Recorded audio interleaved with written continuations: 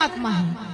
विदुर जी को जब पता चला कि भगवान शांति दूत बनकर आ रहे हैं तो धृतराष्ट्र को समझाने लगे कि राजन, प्रभु शांति दूत बनकर आ रहे हैं, आप वो जो भी कहें आप उस बात को स्वीकार कर लेना।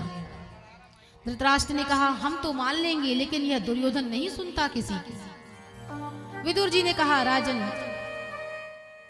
अगर आप बुरा ना माने तो हम एक बात कहें, यह दुर्योधन साक्षात कलयुग है, यह कलयुग का रूप है।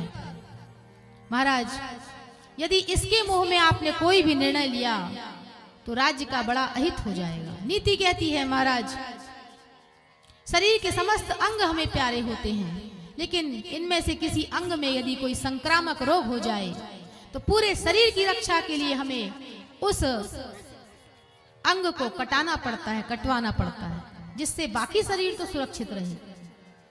महाराज, यदि एक व्यक्ति के कारण पूरे परिवार का अहित हो रहा है तो ऐसे व्यक्ति को दंडित करना चाहिए, उसे निकाल देना चाहिए, जिसके कारण हमारे बाकी परिवार तो सुरक्षित रहे। किसी परिवार के कारण किसी समाज का हित है तो ऐसे परिवार का त्याग कर दो। किसी समाज के कारण अगर राष्ट्र का हित हो रहा है तो ऐसे समाज का परित्याग कर देना चाहिए। इस प्रकार से बोल ही रहे थे, दुर्योधन ने सुन लिया। दुर्योधन ने जब सुना तो महाराज बड़ा क्रोध करने लगा, आकर के युधिष्ठिर जी का अपमान करने लगा। ये न वद्दो वज्वा वजीहम दस्यासुतो यत् फल ने पुष्ट, इस प्रकार से अनेक कहने लगा कि दासी पुत्र हो तुम, हमारे टुकड़ों पर पलते हो, और तुम्हारी इतनी हिम्मत कि तुम मुझे घर से निकालोगे। अब दुर्योधन अब यहां पर अनेक प्रकार से अपमान कर रहा है।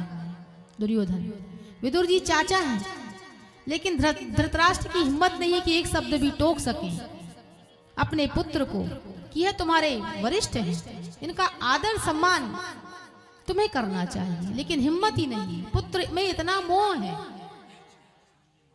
तो एक शब्द भी विरोध नहीं किया, मौनी बाबा बने बैठे रहे धृतराष्ट्र। जब कुछ नहीं बोले, विदुर जी समझ गए कि अब यहां पर रुकना ठीक नहीं। जहां पर हमारा सम्मान ना हो, जहां पर हमारा उचित आदर ना हो, भैया व्यक्ति को अभिमान तो नहीं होना चाहिए, लेकिन अपने स्वाभिमान को सदैव बनाकर रखना चाहिए। और मैं तो विशेष रूप से मातृ शक्तियों से कहूंगी कि आप अपने स्वाभिमान के साथ कभी समझौता ना करें। महाराज, जो स्त्रियां होती हैं एक प्रकार से इन्हें शक्ति का स्वरूप कहा गया है। हर किसी के चरणों में नहीं झुकना चाहिए कि जो भी दिखा ना हम उनको जानते हैं ना पहचानते हैं, और बस एक जगह तो हम देखें कि वहां पर तो पैरों को स्त्रियां केवल स्पर्श नहीं कर रही थी, उसे चूम रही थी। कोई सज्जन खड़े थे, तो अगर वह सिद्ध होते तो वह ऐसा कृत्य करवाते ही नहीं। तो इसलिए अपने मान सम्मान का विशेष ध्यान रखना चाहिए, अपनी मर्यादा का, कि क्या हमारी मर्यादाएं हैं। तो हमारे यहाँ महापुरुषों की वंदना की जाती है, तो वंदना हम दूर से मानसिक प्रणाम करके भी कर सकते हैं, तो मर्यादा का पालन अवश्य करें।